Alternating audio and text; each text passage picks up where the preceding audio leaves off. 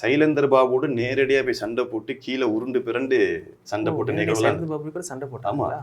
இந்த மீடியாவுக்கு அவர் வந்து ஆரம்பத்தில் ரொம்ப முனைப்பாக செயல்படும் போது நிறைய எதிர்ப்பு வந்துச்சு. இது ஹராம், இது செய்யக்கூடாது அப்படின்றத. மிகப்பெரிய தலைவர், சமுதாய தலைவர் இப்படிலாம் வந்து காலை காத்தால உட்காந்து கத்திக்கிட்டு இருக்காதீங்க, வியூஸ் ரொம்ப கம்மியாக போகுது அப்படின்னு எஸ்பி சேகர் அப்படி நடந்துக்கணும், என்ன மேனரிசத்தை ஃபாலோ பண்ணணும் அப்படின்னு சொல்லி கொடுத்தது இன்னைக்கு எஸ்எம் பாக்கர் தான். எழுத்தை பற்றி சொல்லும் பொழுது இவர் மேலே வந்து ஒரு தனிப்பட்ட ரீதியாக ஒரு ஈர்ப்பு இருந்துச்சு. நீங்கள் வந்து கமலஹாசனை எதிர்த்து விடுவீர்களா அப்படின்னு சத்தமிட்டு சொன்னார். அப்படி சொல்லும் போது அந்த சபையை அமைதியாக இருந்துச்சு.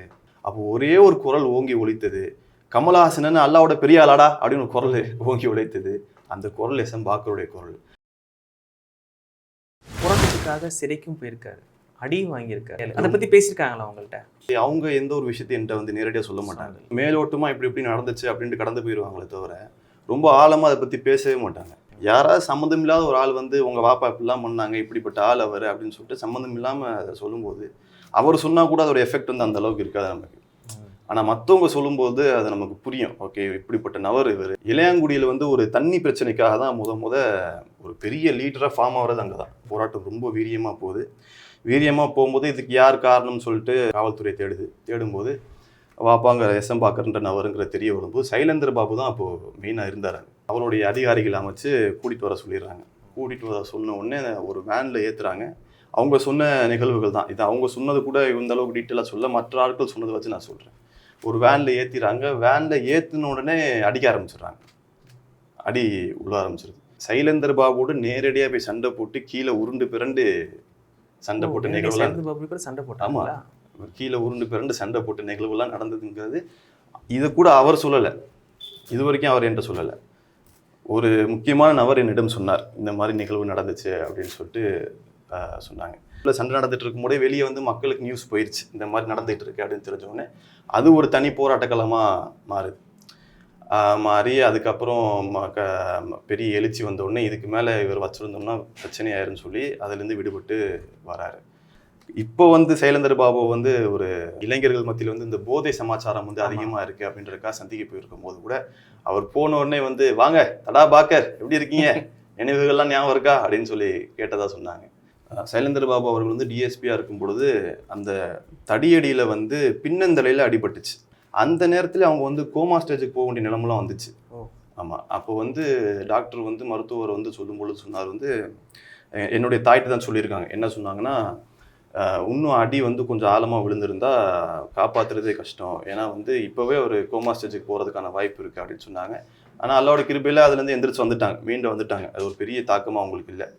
இது ஒரு தாக்கமாக உங்களுக்கு எப்போ இருந்திருக்கும் அப்படின்னா, இப்போ உடல்நிலை சரியில்லாமல் இருந்தப்போ வந்து நிச்சயமாக ஒரு தாக்கமாக அதெல்லாம் எல்லாமே சேர்ந்துருக்கும். ஏன்னா அவங்களுடைய கால்லாம் வந்து ஒரு முறை வந்து இந்த கால் வந்து அவங்களுக்கு அடிபட்டு இப்போ பெரிய கட்டு போட்டிருந்தாங்க. அந்த காலுக்கு வந்து ஒரு ஷீட்டு மாதிரி போட்டு கட்டணும். அப்போ நான் தான் அதை கட்டுவேன். கட்டும் பொழுது வந்து பார்த்தீங்கன்னா அந்த காலில் வந்து அப்படியே தழும்பாக இருக்கும். என்ன அப்போ அவ்வளோ தழும்பு இருக்கு அப்படின்னு கேட்டால், எல்லாம் நான் வாங்கின அடி தான், வீர தழும்பு தான் அப்படிம்பாங்க. அந்த மாதிரி அது உடல் அந்த தழும்புகளை வந்து இந்த நேரத்தை தொடும்போது அவங்க வலிக்கும் சில நேரம். அந்த தழும்புகளெல்லாம் பார்க்கும்போதே வந்து புரியும் நமக்கு இவர் எப்படிப்பட்ட நபருங்கிறத நமக்கு உணர முடிஞ்சிச்சு. 90களில் பார்த்தீங்க அப்படின்னா பயங்கர ஒரு போராட்டமான ஒரு சமயம். அன்னைக்கு இருந்த காலகட்டத்தில் இஸ்லாமிய சமுதாயத்தில் இருக்கிறவங்க எல்லாருமே ஓரளவு நடுங்கியிருந்தாங்க அப்படின்றதெல்லாம் சொல்ல முடியும். அந்த நேரத்தில் பாக்கர் அவருடைய செயல்பாடுகள் ஆரம்ப கட்டங்களில் வந்து கண்டென்ட்டாக பேசுறதுக்கு ஆட்கள் இருந்தாங்க. இதுதான் இந்த சப்ஜெக்டை இப்படி பேசுகிறதுக்கு ஆட்கள் இருந்தாங்க. கண்டென்ட்டாக பேசுகிறதுல என்ன பிரச்சனைனா வந்து சும்மா கண்டென்ட்டாக மட்டுமே பேசிகிட்டு இருந்தோம்னா ஒரு 10 நிமிஷம் தான் அது கண்டென்ட்டாக கேட்க முடியும். அதுக்கு மேலே டயர்டாயிருவாங்க, தூங்கிடுவாங்க. இவர் என்ன பண்ணார்னா, இளைஞர்கள் மத்தியில் இஸ்லாம் கொண்டு போய் சேர்க்க வேண்டும் அப்படின்ற போது அந்த எழுச்சியான அந்த உரை, அந்த குரலை வந்து கம்பீரமாக இருக்கும். வந்து ஆரம்பிக்கும் பொழுது அல்ஹம்துலில்லாஹ்னு ஒரு சவுண்டு வரும். அப்படியே பூரா அப்படியே எந்திரிச்சு நின்றுவானுங்க பார்க்குறதுக்கு. அந்த மாதிரி அந்த சவுண்டே கம்பீரமாக இருக்கும். அப்படி ஆரம்பித்து அந்த அவர் பேசும் பொழுது அடிக்கடி கீழே இருந்து தக்பீர் முழக்கம் வரும். அந்த க்ரௌடு வந்து ஆக்டிவாகவே இருக்கும். தமுகவுடைய ஆரம்ப கட்டங்கள்லாம் வந்து எனக்கு ஒரு நபர் சொன்னது, இது எந்த அளவுக்கு எனக்கு தெரியல, க்ரௌடு வந்து கொஞ்சம் கலையுது அல்லது க்ரௌடு வந்து கொஞ்சம் மந்தமாக இருக்குது அப்படின்னா உடனே பாக்கரை கூப்பிடுங்கப்பா அப்படின்றாங்க. பாக்கர் வந்து பேசினா இளைஞர்கள் எழுச்சி ஆயிடுவாங்க அப்படின்ற மாதிரி அந்த எழுச்சி உரை வந்து ரொம்ப முக்கியம். அவர்கள் பேசும்போது என்ன சொன்னாங்கன்னா, ஒரு சமுதாயத்தை வந்து பயம் காட்டி வைத்திருக்க வேண்டும் என்றால் 2 விஷயங்களை வைத்து பயம் காட்ட முடியும். ஒன்று வந்து கேஸு, ஒன்று வந்து ஜெயிலு. இது 2ஐயும் வந்து தகுடுபடி ஆக்கிய நபர் வந்து எஸ்.எம். பாக்கர். ஏன் அப்படின்னா ஆரம்ப கட்டங்கள்ல இருந்து ஜெயில்னாலே ஒரு நகைச்சுவையான விஷயமாக மாற்றியவர். நீங்கள் அவரோட ஸ்பீச்சை பார்த்தீங்கன்னா தெரியும், அடிக்கடி சொல்லுவார். எப்படி சொல்லுவார்னா, என்னடா பண்ணுவ அதிகபட்சம், தூக்கி ஜெயிலில் போடுவேன். ஜெயிலில் எந்த ஜெயில் நல்ல ஜெயில் என்கிட்ட கேளு, வேலூர் ஜெயில் தான் நல்ல ஜெயில், அங்கே ரசம் நல்லா இருக்கும், நல்லா சாப்பாடு போடுவீங்க அப்படின்னு சொல்லி நகைச்சுவையாக மாற்றி இளைஞர்களை வந்து ஜெயிலுனாலே ஓடிய இளைஞர்களை ஜெயிலை நோக்கி ஓட வைத்த நபர் எஸ்.எம். பாக்கர் அப்படின்னு சொல்லி சம்பத் அவர்கள் சொல்லியிருப்பார்கள். காவல்துறை அதிகாரி நம்மளை நிப்பாட்டுறாருன்னா அவரை எதிர்த்து நம்மளால் கேள்வி கேட்குற அளவுக்கு நம்ம இருக்க முடியுது. அந்த நேரங்களில் அப்படி இல்லை. ஒரு முஸ்லீம் இறங்கி தனியாக நடந்து போகிறதுனா கூட அச்சத்தோடு தான் நடந்து போகணும். இது ஏதோ ரோட்டில் ரவுடி நம்மளை மிரட்டிடுவான்றது கிடையாது. அரசாங்கம், காவல்துறையே நமக்கு அந்த நேரங்களில் வந்து ரொம்ப ஒரு நெருக்கடியான ஒரு சூழலை தான் நம்ம இஸ்லாமியர்கள் வந்து வாழ்ந்துக்கிட்டு இருந்தாங்க. கிறிஸ்துவர்களும் அப்படி தான் இருந்தாங்க. எல்லாருமே அப்படி தான் இருந்த சூழல் அது. அப்போ அந்த மாதிரி நேரங்களில் மக்களுக்கு எழுச்சி ஊட்டி அப்படி பயப்பட வேண்டிய வந்து அச்சம் இல்லை, தைரியமாக நீங்கள் இருங்க அப்படின்ற ஒரு உரை நிகழ்த்துறதுக்கு ஒரு ஆள் இல்லை. அந்த ஆளாக திகழ்ந்தது வந்து எஸ்.எம். பாக்கர் மட்டும்தான். இவர் வந்து எழுச்சியை ஊட்டிட்டு போயிடுவார். அதுக்கப்புறம் அந்த கண்டென்ட்டை வந்து மற்றவங்க பேசுவாங்க. அப்படி பேசும்பொழுது நல்லா தெளிவாக மக்கள் மனசில் அது பதியும். இவர் ஒரு கண்டென்ட் ஸ்பீக்கராக மாறுறது எப்போனா வந்து இந்திய தௌஹீத் ஜமாத்துக்கு அப்புறம் தான். அதனால தான் என்கிட்ட அடிக்கடி சொல்லுவார். ஏன் சொல்லுவார்னா, நான் வந்து மற்ற அமைப்புகளில் பயணிக்கும் பொழுதுதான் வந்து நான் புத்தகங்கள் படிப்பாங்க, இருந்தாலும் வந்து பெரும்பான்மையாக என்னென்னா மற்றவங்க சொல்கிறது தான் மார்க்கத்தை கேட்பாங்க. ஆனால் இந்திய தௌஹீத் ஜமாத்துக்கு பிறகு வந்து அவங்களே எல்லாத்தையும் சுயமாக கற்றுக்க ஆரம்பித்தாங்க. அதனால தான் என்கிட்ட அடிக்கடி சொல்லுவாங்க, நீ ஆடியோ கேட்குறத விட, நீ மற்றவங்க சொல்கிறத கேட்குறத விட, நீ புத்தகத்தை எடு, நீ படி, நீ சில தவறுகள் செய், உனக்கு அது அனுபவம் கிடைக்கும், அதுலேருந்து நீ கற்றுக்கோ, அது கடைசி வரைக்கும் கூட பயணிக்கும் அப்படின்னு சொல்லிக்கிட்டே இருப்பாங்க. அந்த மாதிரி இப்பொழுது கூட தமுகவில் வந்து நிறைய எனக்கு தெரிந்த சில நண்பர்கள்லாம் அங்கே தமுகவில் இருக்காங்க. அவங்களாம் சொல்லும்போது கூட அன்றைக்கி நிலைவலைகளில் சொன்னாங்க, இப்போ நாங்கள் சேர்றது காரணம் கூட எஸ்.எம். பாக்கர் தான், தமுகவில் சேர்றது காரணம் கூட எஸ்.எம். பாக்கர் தான் அப்படின்னு சொல்லி சொன்னாங்க. அந்த மாதிரி ஒரு சமுதாயத்தின் ஒரு சிம்மக்குரல் அப்படின்னு சொல்லுவாங்க. பதிவுகள் போடும்போது கூட சில நபர்கள் போட்டிருந்தாங்க, சமுதாயத்தின் சிம்மக்குரல் ஓய்ந்தது அப்படின்னு சொல்லி. அதே மாதிரி அன்சாரி அவர்கள் பதிவு போடும்போது கூட மேடைகளில் சுழன்ற சூறாவளி காற்று தற்போது கரையை கடந்து உள்ளது அப்படின்னு போட்டிருந்தார். அந்த மாதிரி மேடைகளில் சுழன்ற ஒரு சூறாவளி காற்று அவர். அன்னைக்கு இருக்கிற காலகட்டத்திலேயே மீடியாவுக்குள்ளே வரணும், மீடியாவில் பேசணும் அப்படின்றப்ப பயங்கர எதிர்ப்பு கிளம்பியிருக்கும். சும்மா சார் ஒரு டிவி சேனல் வேறு நடத்திருந்துருக்குறாங்க. நிறைய இந்த அவங்களுடைய ஃபேஸ்புக்லாம் வந்து பார்க்கும் பொழுது பார்த்தீங்கன்னா செய்திகளில் வந்து பேசிட்டு இது எல்லாமே கண்டினியூ கொண்டு வந்துருக்குறாங்க. பட் ஆனால் அந்த விதை அவர் போட்டது சொல்கிற மாதிரி ஒரு மீடியாவுக்குள்ளார ஒரு இஸ்லாமிய சமூகத்தை அழைச்சிட்டு வந்தது வந்து பார்த்தீங்கன்னா பாக்கருடைய செயல்பாடுகள். ஆரம்ப கட்டங்களில் வந்து மீடியாவை பற்றின புரிதலே மக்கள் மத்தியில் கிடையாது. நிலைவலைகளில் பேசும்போது கூட அவங்க சொல்லியிருந்தாங்க, மீடியானாலே ஹராமு, அங்கே நம்ம போகக்கூடாது. ஏன்னா புகைப்படமும் ஹராம்னா மீடியாவும் ஹராமு. புகைப்படம் வந்து இப்போ ஓவியங்கள் ஹராம் மார்க் அடிப்படையில், அதில் வந்து நிறையா விஷயங்கள் இருக்குது. அது எந்த அடிப்படையில் ஹராம், எது ஹலால், எது ஹராம்ங்கிறது இருக்குது, அது தனி சப்ஜெக்ட். அந்த ஓவியம்னாலே ஹராம்ன்றதுனால புகைப்படம் ஹராமு, புகைப்படம் ஹராம்ன்றதுனால வீடியோக்கள் எல்லாமே ஹராம்னு நம்ம அதுக்குள்ளேயே போகக்கூடாது அப்படின்ற மாதிரியான ஒரு சிந்தனை உள்ள ஒரு காலகட்டம். அந்த மாதிரி ஒரு நேரத்தில் அதான் இவர் ஆரம்பித்த எல்லா விஷயங்களுமே ஒரு எதிர்ப்புக்கு நடுவில் தான் இருந்துச்சு. சமுதாய மத்தியிலே சில எதிர்ப்புகள் இருந்துச்சு. அப்படி ஒரு எதிர்ப்பு தான் இந்த மீடியா. இந்த மீடியாவுக்கு அவர் வந்து ஆரம்பத்தில் ரொம்ப முனைப்பாக செயல்படும் போது நிறைய எதிர்ப்பு வந்துச்சு. இது ஹராம், இது செய்யக்கூடாது அப்படின்றத. அதை வந்து புரிதலுடன் மக்கள் மத்தியில் கொண்டு போய் சேர்த்து இந்த மீடியா வந்து நம்ம பெருசாக பண்ணணும் அப்படின்றக்காக நிறைய முன்னெடுப்புகள் பண்ணது உண்டு. அதை முக்கியமாக சொல்லணும்னா இப்பொழுது இருக்கக்கூடிய வின் டிவி, இப்போ வின் நியூஸாக இருக்குதுன்னு நினைக்கிறேன். அப்போ வந்து வின் டிவியாக இருந்துச்சு. அந்த வின் டிவியில் வந்து தேவநாதன் அவர்கள், அவருக்கு ரொம்ப நெருங்கின ஃப்ரெண்டு, பொலிட்டிக்கலாக வேறு அவங்க ஸ்டாண்டு வேறு, ஆனால் ஆரம்பத்துலேருந்து ரொம்ப நெருங்கிய ஒரு நண்பர். அவரோடு இணைந்து அந்த வின் டிவிங்கிற தொலைக்காட்சிக்காக நிறையா தொண்டு செய்தது உண்டு. அதுக்கு முக்கிய காரணம் என்னென்னா, சமுதாயத்திற்கு ஒரு குரல் இருக்க வேண்டும், அது தொலைக்காட்சி வாயிலாக இருக்க வேண்டும். இப்போ சமுதாய ரீதியாக நம்ம மேடை போட்டு பேசிடலாம், அது பேசும்பொழுது அந்த உரை வந்து ஒரு 100 பேருக்கு போய் சேரும், 200 பேர் போய் சேரும். அந்த இப்போ ஒரு குறிப்பிட்ட இடம்னா எவ்வளோ 5000 பேர் நிற்க முடியுமா, 10,000 பேர் அதிகபட்சம் நிற்க முடியாது, அதுக்கு மேலே முடியாது. ஆனால் இப்போ நம்ம இப்போ வீடியோ கேமராவில் போட்டால் அது 1,00,000 பேர் 2,00,000 பேர் ஈஸியாக பார்த்துருவான். நம்ம சரியாக ப்ரொமோட் பண்ணோம்னா ஈஸியாக பார்த்துருவான். அப்போ அதிகமான மக்களுக்கு நம்ம கொண்டு போய் நம்மளுடைய குரலை சேர்க்கணும் அப்படின்னா வந்து தொலைக்காட்சி வாயிலாகவோ மீடியா வாயிலாக தான் சேர்க்கணும் அப்படின்ற ஒரு ஆழமான புரிதல் வந்து யாருக்கும் இல்லாத நேரத்தில் அவருக்கு இருந்துச்சு. அப்போது வந்து தேவநாதன் அவர்களுடன் சேர்ந்து நிறையா தொண்டு அந்த வின் டிவிக்காக நிறையா பணிகள் செஞ்சு ஒரு கட்டத்தில் வின் டிவியோட சேர்மனாக இருந்தாங்க. வின் டிவியோட சேர்மனாக இருந்து சமுதாய ரீதியான செய்திகள் இதை பற்றினா பேசிக்கிட்டு இருந்தாங்க. செய்திகளும் நிஜங்களும் அப்படின்ற நிகழ்ச்சி கூட நடத்துகிறாங்க. அதில் சமூக ரீதியாக இருக்கக்கூடிய பிரச்சனைகளை பற்றி பேசுவாங்க, அதுக்கு அவங்களுடைய விளக்கங்களை தருவாங்க. இந்த மாதிரி இருந்தாங்க. ஆப்வியஸாக எல்லா காலகட்டத்துக்கும் ஒரு முடிவு உண்டு. அதே மாதிரி அந்த காலகட்டத்துக்கும் ஒரு கட்டத்துக்கு மேலே என்னென்னா அவங்க வாழ்க்கையில் வந்து ஆரம்பத்திலேருந்தே ஒரு தங்க மகன் தான் சொல்லுவாங்க. பிறந்த குடும்பம் வந்து ரொம்ப செல்வ செழிப்பான ஒரு குடும்பம். ஆனால் இவர் அந்த அந்த நிலையிலிருந்து கொஞ்சம் கொஞ்சமாக இறங்கிட்டே வந்தார் பொருளாதார ரீதியாக. ஏன் இறங்கிட்டு வந்தார்னா தன்னுடைய பொருளாதாரத்தை ஒட்டுமொத்தமாக சமுதாயத்திற்காக அர்ப்பணித்த ஒரு மனிதர் தான் அவர். அப்படி அந்த நேரங்களில் ஒரு பலமான பொருளாதார காலகட்டத்தையும் பார்த்தது உண்டு, பலவீனமான நிலையும் வந்தது உண்டு. அப்படி ஒரு பலவீனமான நிலை ஏற்பட்டது வின் டிவியில் இருக்கும் பொழுது. அது ஒரு கட்டத்துக்கு மேலே தொடர முடியாதுங்கிற ஒரு சூழல் வரும்போது அது அப்படியே கை மாறி போகுது.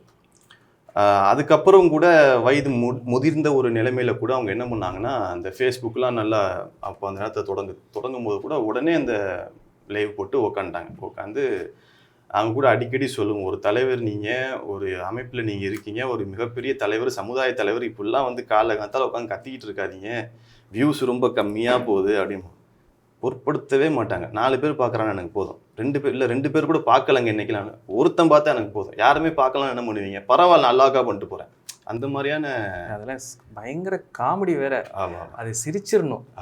நல்லா அழகா அந்த ஓப்பனிங்கோட கொடுத்து அந்த இதெல்லாம் பார்க்க 2 பேர் பேசுவாங்க. ஆமாம், கேள்வி பதில் நிகழ்ச்சின்னு சொல்லிட்டு நடத்துவாங்க. அதில் வந்து அந்த வாரம் வந்து சமுதாயத்தில் என்னதான் நிகழ்ந்ததோ அதை பற்றி கேள்வி கேட்கப்படும், அதுக்கு பதில் சொல்லுவாங்க. இந்த மாதிரியான நிகழ்ச்சிகள் நடக்கும் பொழுதுலாம் நாங்கள் என் சைடுலேருந்து பெரிய அப்போஸ் இருந்துச்சு அதுக்கு, இந்த காலங்காத்தால் பண்ணுற நிகழ்ச்சி. நான் வந்து அதை பண்ணாதீங்க, நிப்பாட்டுங்க, சரி பண்ணுறதும் பண்ணுறீங்க, கொஞ்சம் ப்ரொஃபஷனலாக அதை பண்ணுங்கள், சாப்பிட்டுட்டு இருக்கும்போது பண்ணுறீங்க, டீ குடிக்கும் போது பண்ணுறீங்க, பிஸ்கெட் சாப்பிடும் போது பண்ணுறீங்க. இன்னைக்கு அதை தானே பண்ணிட்டு இருக்கிறாங்க எல்லாரும். அன்னைக்கே அவரு பண்ணிட்டாரு. இப்ப அதுதான் இப்ப வந்து இந்த ப்ரொஃபஷனலா இருக்கிறதுன்றதே யாரும் விரும்பல. அதான் பாட்டு சாப்பிடணும் போகணும் இப்படி பேசுறது நல்லா பண்றாங்க, அப்படி இருக்குன்னு நினைக்கிறாங்க. அதான் அந்த அவங்களுடைய சிந்தனை வந்து எப்பவுமே கொஞ்சம் இந்த மீடியா விஷயத்துல எப்பவுமே முற்போக்காக தான் இருந்துச்சு. இப்போ காலங்கள் இது பண்ணும்போது அந்த வியூஸ் கம்மியாக போயிருந்தாலும் எனக்கு இப்போ யோசிச்சு பார்க்கும்போது அது எல்லாமே சரிதானே, அவர் சொன்னது எல்லாமே சரிதானுங்கிற சிந்தனை இப்போ வருது. அப்போ நான் என்ன பண்ணியிருக்கணும், நாங்கள் என்ன பண்ணியிருக்கணும் அப்படின்னா வந்து அவரோட இணைச்சு அதை இன்னும் கொண்டு போயிருக்கணும், பெருசாக அதை இப்போ யோசிக்கிறீங்க. ஆமாம் பண்ணியிருக்கணும் அப்படின்னு சொல்லிட்டு. அதனால தான் இப்போ எனக்கு அதான் தோணுது, அந்த காலகட்டத்தில் அவரை எதிர்த்த நபர்கள் இருந்தாங்களே அந்த இடத்துல தான் இப்போ நான் இருந்தேன். அவர் சொல்கிறது அப்போ எனக்கு புலப்படலை.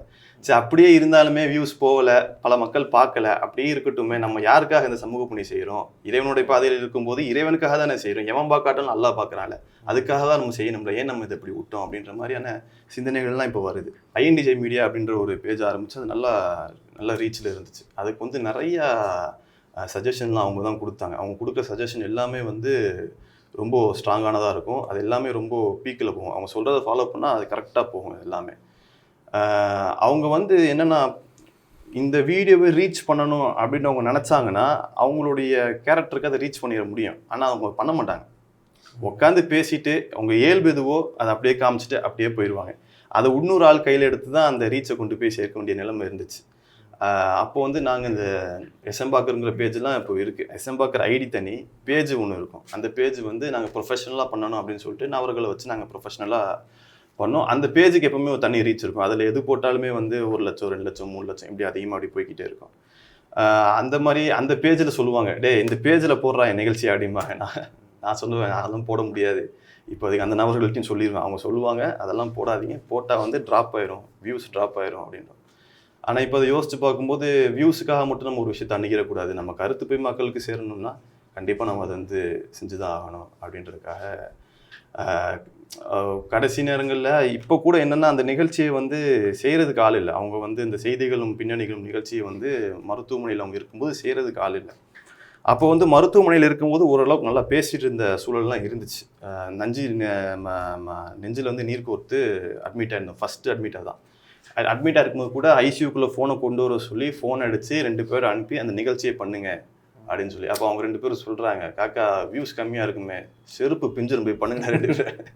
அது 2 பேரும் போய் இன்னைக்கு வரைக்கும் வந்து யாராவது ஒரு 2 பேர் அதை அந்த எஸ்எம்பாக்கர் இடையில் அதை பண்ணிக்கிட்டே தான் நிகழ்ச்சி பண்ணிக்கிட்டே தான் இருப்பாங்க, தொடர்ந்துகிட்டே தான் இருக்குது.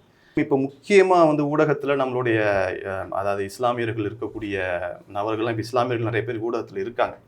அவங்கெல்லாம் வந்து பேசும்பொழுது எல்லாருமே எங்கள்கிட்ட சொன்னது முதல்ல எங்களை கேமரா காமிச்சது எஸ்எம்பாக்கர் தான். எந்த அளவுக்குலாம் டிஎஸ்எஸ் மணி வந்து பேசும்போது சொன்னார் நிலைவலைகளில், எனக்கு முதல் கேமரா காமிச்சது அவர் தான் அப்படின்னார். அப்புறம் வந்து இப்போ ஆலூர் ஷானவாஸ் எம்எல்ஏ ஆலூர் ஷானவாஸ் பேசும்போது அவர் சொன்னார், முதல்ல என்னை கேமரா முன்னாடி உட்கார வச்சு அழகு பார்த்தது எங்கள் அண்ணன் எஸ்எம் பாக்கர் தான் அப்படின்னாரு. அதுக்கப்புறம் வந்து இவங்க எல்லாருமே தொடர்ச்சியாக அந்த மீடியா ஆட்கள்லாம் வந்து இப்படியே பேசிகிட்டு இருந்தாங்க. ஜவாஹிலா சாப் வந்தாங்க. ஜவாஹிலா சாப் வந்து அவரும் அதை தான் சொல்கிறாரு, இத்தனை பேர் இவ்வளோ சொல்கிறீங்க, உங்களுக்கு எல்லாம் தெரியாத உண்மையை சொல்கிறேன். ஏன்னா முதல்ல ஒரு இடத்துல உட்கார வச்சு, மீடியா முன்னாடி உட்கார வச்சு, கேமரா முன்னாடி உட்கார வச்சு பேச வச்சது அவர் தான் அப்படின்னு சொல்லிட்டு அவரும் சொல்கிறார். அந்த அளவுக்கு வந்து ரொம்ப கஷ்டங்க. ஆமாம், நீங்கள் ஆலிமா இந்த மாதிரி சமூக சிந்தனைகளை கொண்டவங்க, அதுவும் மார்க்க ரீதியாக இருக்கிறவங்களை வந்து கேமரா முன்னாடி உட்கார வச்சோம்னா சாதாரண விஷயம் கிடையாது. நீங்கள் குறிப்பிடுறவங்க எல்லாருமே இன்னைக்கு மிகப்பெரிய இடத்துல இருக்கக்கூடியவங்க அவர்கள். அவங்க எல்லாருமே வந்து தொடர்ச்சியாக தான் சொல்கிறாங்க. அதே மாதிரி எஸ்வி சேகர் அவர்கள், எஸ்வி சேகர் வந்து மரணத்துக்கு கூட வந்திருந்தாங்க. மரணத்துக்கு வரும்பொழுது அவருடைய நம்பிக்கை அது நம்ம தலையிட முடியாது, அதில் பெருசாக நம்ம தடுக்க முடியாது. வந்தோடனே கை எடுத்து கும்பிட்டு கீழே படுத்து கும்பிட்டாரு, அதை நம்ம தடுக்க முடியாது, அவங்களுடைய உரிமை அது. அவ்வளோ அன்பு வச்சிருக்கிறாங்க, அவ்வளோ அன்பு வச்சிருக்காங்க. ஆமாம். அப்போ வந்து அவங்க அப்படி இருக்கும் பொழுது அவர் சொன்ன வார்த்தை அதுதான். நான் இன்னைக்கு பல மேடைகளில் பல கேமரா முன்னாடி உட்காந்து பேசுகிறேன். இதுக்கு முன்னாடி நான் வந்து பல நாடகங்கள் நடித்தது உண்டு.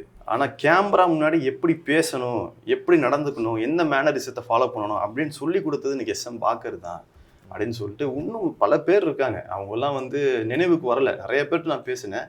பேசுகிறவங்க எல்லாருமே மீடியா பர்சனாலிட்டி எல்லாருமே உங்கள் வாப்பா தான் உட்கார வச்சார், உங்கள் வாப்பா தான் பண்ணார், கேமரா காமிச்சது அவர் தான் எங்களுக்கு அப்படின்னு சொன்னவங்க தான் அதிகம். மிகப்பெரிய ஒரு ஆளுமைகளோட ஒரு தொடர்பில் இருக்கிறது கட்சி ரீதியாக. என்ன நடந்தாலும் சரி பாக்கர் அவர்கள் வந்து தவிர்த்துட்டு செய்ய முடியாது அப்படின்ற ஒரு சூழ்நிலைகள் வந்து இருந்திருக்குது. மிகப்பெரிய ஆளுமைகள் நான் குறிப்பிடுறது யார் அப்படின்னா மறைந்த அம்மையார் ஜெயலலிதா அண்டு கருணாநிதி அவர்கள். இவர்களுடைய தொடர்பு இதை பற்றி உங்கள்கிட்ட சொல்லியிருக்கிறாங்களா? ஒரு கட்சி தலைமைகளில், ஒரு ஆளுமைகளில் அவங்க ரொம்ப விரும்பின ஒரு நபர் வந்து செல்வி ஜெயலலிதா தான். ஏன் அப்படின்னா அவங்களுடைய அப்ரோச்சே வந்து ரொம்ப இனிமையாக இருக்கும். அவங்க உள்ளே போய் உட்காந்தாலே வந்து உள்ளே போனோடனே வாங்க பாக்கர் வாங்க உட்காருங்க அப்படின்னு சொல்லிட்டு ரொம்ப இனிமையாக வந்து அப்ரோச் பண்ணுவாங்க அப்படின்னு சொல்லிட்டு ரொம்ப அவங்களுக்கு வந்து செல்வி ஜெயலலிதாவை பற்றி பேசினா நிறைய அவங்க பேசிக்கிட்டே இருப்பாங்க. அந்த அளவுக்கு அவங்களுக்கு வந்து பிடிக்கும். அதே மாதிரி வந்து ஒரு முறை வந்து தேர்தல் சமாச்சாரமாக பேசுகிறதுக்கு போகும்பொழுது எல்லாருடைய காருமே நிப்பாட்டப்படுது வெளியே. முக்கியமான தலைவர்கள் எல்லாருமே வந்திருக்காங்க, நிப்பாட்டப்படுது. காராக இவங்களுடைய கார் தான் உள்ளே போகுது. உள்ளே போகும்போது எங்களுக்கெல்லாம் ஆச்சரியம். அவரை அசால்ட்டாக எடுத்துக்கிட்டாரு. எங்களுக்கெல்லாம் ஆச்சரியம், என்னடா ஃபஸ்ட்டு போய் இவ்வளோ பேர் நிற்கிறாங்க, ஃபஸ்ட்டு நம்ம கார் உள்ளே போகுது அப்படின்னு. அந்த மாதிரி அந்த அம்மாவுக்கும் வந்து இவர் மேலே வந்து ஒரு தனிப்பட்ட ரீதியாக ஒரு ஈர்ப்பு இருந்துச்சு. ஏன் அப்படின்னா இவர் போய் அங்கே போய் பேசக்கூடிய விஷயங்கள் ஒன்று. ரெண்டாவது சில விஷயங்களை இவர் மறுத்தார். அது அவ்வளோதான் சொல்ல முடியும். அதனால் வந்து இந்த அம்மாவுக்கு வந்து தனிப்பட்ட ரீதியாக வந்து ரொம்ப ஒரு ஈர்ப்பு இருந்துச்சு. கடைசியாக அந்த அம்மா கேட்ட வார்த்தையை கூட அடிக்கடி சொல்லிக்கிட்டே இருப்பாங்க. துணைத்தலைவர் முனீர் அவர்கள், எங்கள் அமைப்புடைய துணைத்தலைவர், அவர் வந்து சொல்லுவார் அடிக்கடி. என்ன சொல்லுவார்னா, கடைசியாக அந்த அம்மா எங்கள்கிட்ட பேசும்பொழுது சொன்னாங்க, இப்படியும் ஒரு மனுஷங்கள்லாம் இருப்பாங்களா, நீங்களாம் என்னங்க மனுஷங்க அப்படின்னு கேட்பாங்க. ஏன்னா அந்த மாதிரி இனிமையாக பேசக்கூடிய நபர். அவங்களுடைய ஆளுமை, அவங்க செய்த விஷயங்கள் இது எல்லாமே அவங்க ரொம்ப ஈர்த்தனால அவங்க மேலே எப்பவுமே ஒரு பிரியம் இருந்துக்கிட்டே இருக்கும்.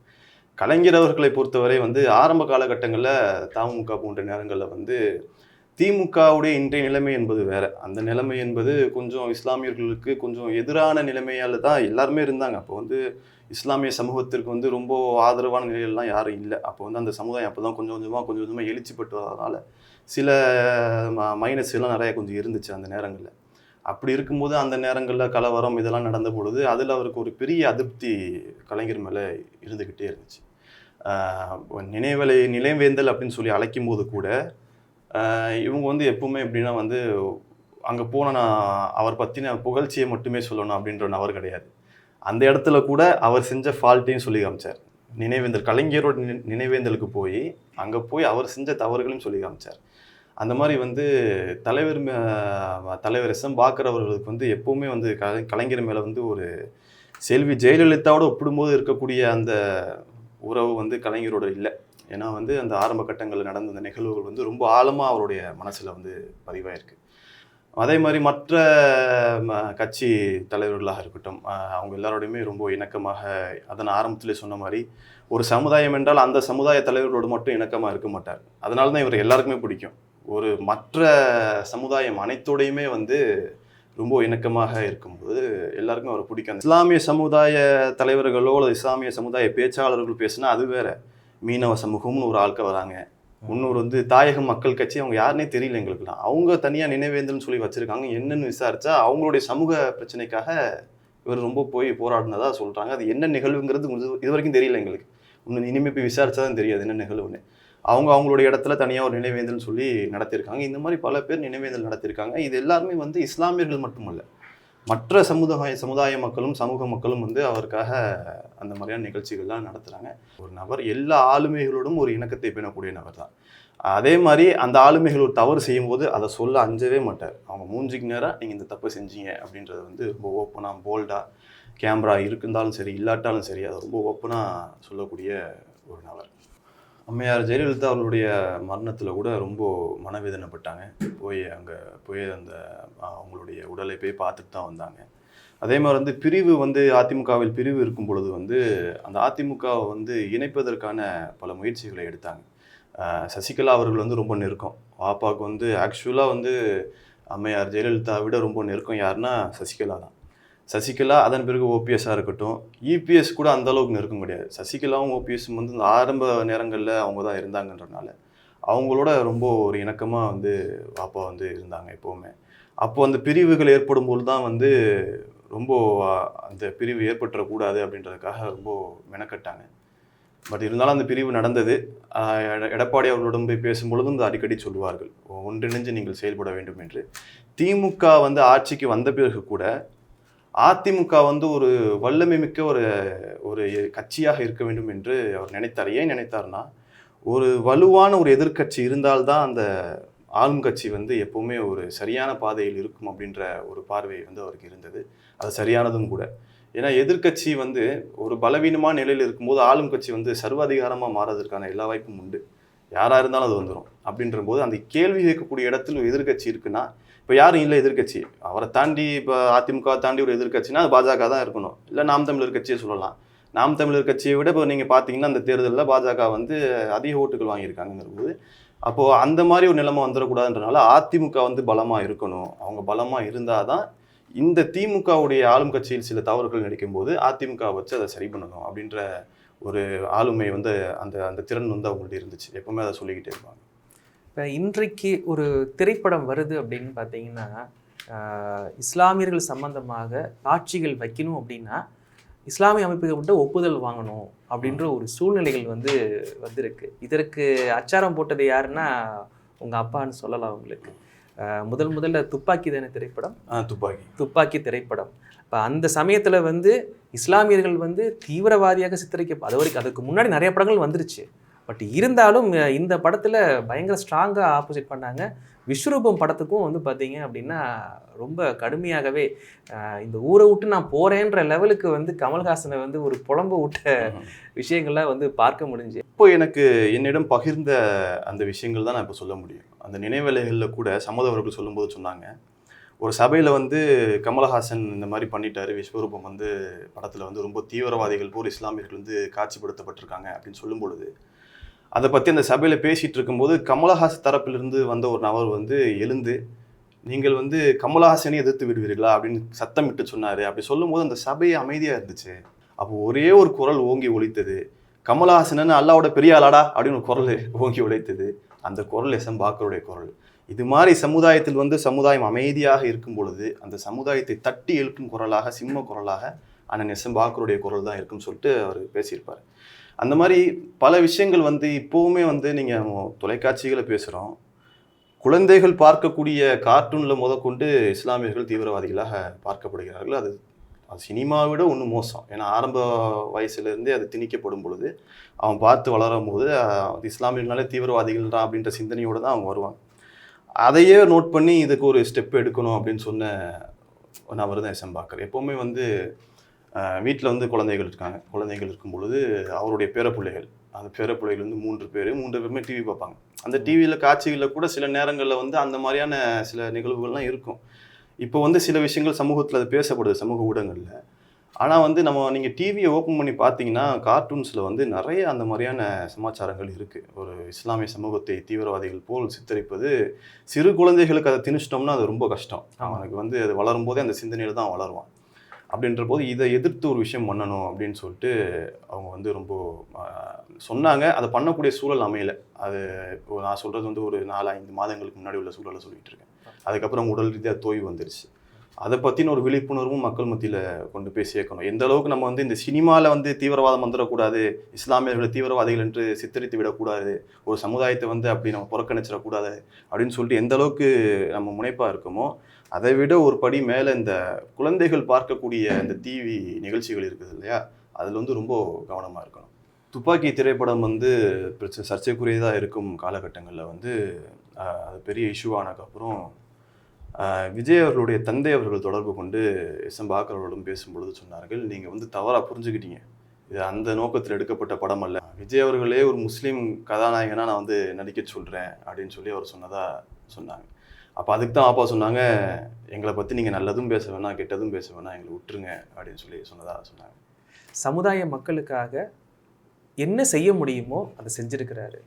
தட்டி எழுப்புறதாகட்டும், புது புது விஷயங்கள் மீடியா சார்ந்து, போராட்டம் சார்ந்து, அதிகம் சிறைவாசிகளுக்காக குரல் கொடுத்துருக்குறாங்க, பல மேடைகளில் வந்து பேசியிருக்கிறாங்க, பல போராட்டங்கள் நடத்தியிருக்கிறாங்க. இப்போ நீங்கள் பார்த்தீங்கன்னா ஆல்மோஸ்ட் ஒரு 25 வயது ஆகுது உங்களுக்கு.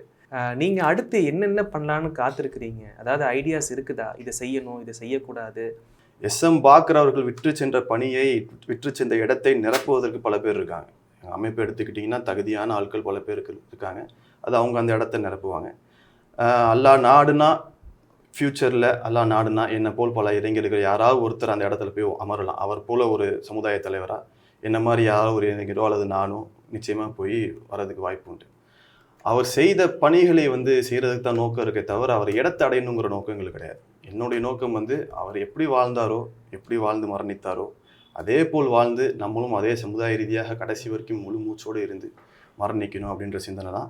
இது அவர் மரணத்துக்கு பிறகு வந்தது என்பது கிடையாது. நான் ஆரம்பத்திலிருந்தே அதில் நான் முனைப்போடு தான் இருக்கேன். அவர் ஹயாத்தாக இருக்கும்போது காலகட்டங்களில் இருந்தே நீங்கள் பார்த்தீங்கன்னா இந்திய மாணவர் முன்னணியுடைய ஒருங்கிணைப்பாளர் தான் நான் வந்து இந்திய தௌஹீத் ஜமாத்துடைய மாணவர் அணி, இந்திய மாணவர் முன்னணி, அதோடைய ஒருங்கிணைப்பாளராக நான் இருந்தேன். ஒரு காலகட்டத்துக்கு பிறகு அதில் பயணிக்க முடியல. ஏன் பயணிக்க முடியலன்னா, பொருளாதார ரீதியாக சில தேடல்களை நோக்கி போக வேண்டிய சூழல் ஏற்பட்டுச்சு. அதனால் வந்து இதில் கவனம் செலுத்தினா, இப்போ சமுதாய ரீதியாக நம்ம பணி செய்கிறதுனா கூட ஒரு பொருளாதாரம் தேவைப்படுது. கண்டிப்பாக. அப்போ பொருளாதாரத்தை நோக்கி ஓடும்பொழுது சமுதாய பணியை செய்கிறது கடினமாக இருக்குது. ஸோ அந்த சிக்கல் எனக்கு இருந்தனால நான் கவனம் செலுத்தலை, பெருசாக கவனம் செலுத்த முடியல. ஆனால் நான் என்ன நினச்சேன்னா, அல்லாஹ்வுக்காக இந்த பணியை செய்கிறோம், அல்லாஹ்வுக்காக இந்த பணியை நிச்சயமாக செய்ய போகிறோம். ஆனால் பொருளாதாரத்தை அதிகமாக சம்பாதித்து அந்த பொருளாதாரத்தை மார்க்க ரீதியாகவும் சமுதாய ரீதியாகவும் செலவு செய்யணும். அப்படி தான் என் தந்தை இருந்தார், அதுபோல் நம்மளும் செலவு செய்யணும். அதை என் தந்தை பார்க்கும்போது ரொம்ப மகிழ்ச்சியாக அவர் உணர்வார் அப்படின்ற சிந்தனை இருந்துச்சு. இப்போ என்ன அந்த வருத்தம்னா, நான் இதை டிஸ்கண்டினியூ பண்ண நேரங்களில் அவர் மரணிச்சிட்டார். அந்த நான் வந்து இவர் மௌத்துக்கு முன்னாடி இதெல்லாம் பண்ணிடணும் அப்படின்ற சில சிந்தனைகள் எனக்கு இருந்துச்சு. அதெல்லாம் பண்ண முடியல. ஆனால் கடைசி நேரங்களில் நான் அவர் கொடுத்த வாக்குறுதி அதுதான், நீங்கள் எப்படி வாழ்ந்து மரணிச்சிங்களோ அதே போல் வாழ்ந்து மரணித்து நாளை மறுமையில் ஜன்னத்துல் ஃபிர்தௌஸ் உயர்ந்த சொர்க்கத்தில் நீங்கள் இருப்பீங்கிற நம்பிக்கை எனக்கு இருக்குது. அந்த சொர்க்கத்தில் அதே மாதிரி வந்து உங்களை பார்ப்பேன் இன்ஷா அல்லாஹ் அப்படின்னு சொல்லி நான் அவருக்கு வாக்குறுதி கொடுத்துருக்கேன். அந்த வாக்குறுதியை நிறைவேற்ற அளவிற்கு என்னுடைய பணிகள் இருக்க வேண்டும். அப்படி இருக்கணும். அப்படிப்பட்ட அல்லாஹ் என்னை ஆக்கட்டும் என்று துவாவை முன்வைக்கிறேன். என் தந்தை ஒரு வார்த்தை, இந்த வார்த்தைக்கு நீங்கள் என்ன சொல்லுவீங்க? என் தந்தை அல்லாஹுடைய உண்மையான அடியான். இதை தாண்டி சிறந்த அந்தஸ்து எதுவும் கிடையாது என்னை பொறுத்த வரைக்கும். ரொம்ப ஒரு நிதானமான ஒரு பேச்சு, குறைந்த வயது, நல்ல ஒரு அனுபவம் தேர்ந்த மாதிரியான ஒரு பேச்சு, எங்கேயுமே தடுங்கல் கிடையாது.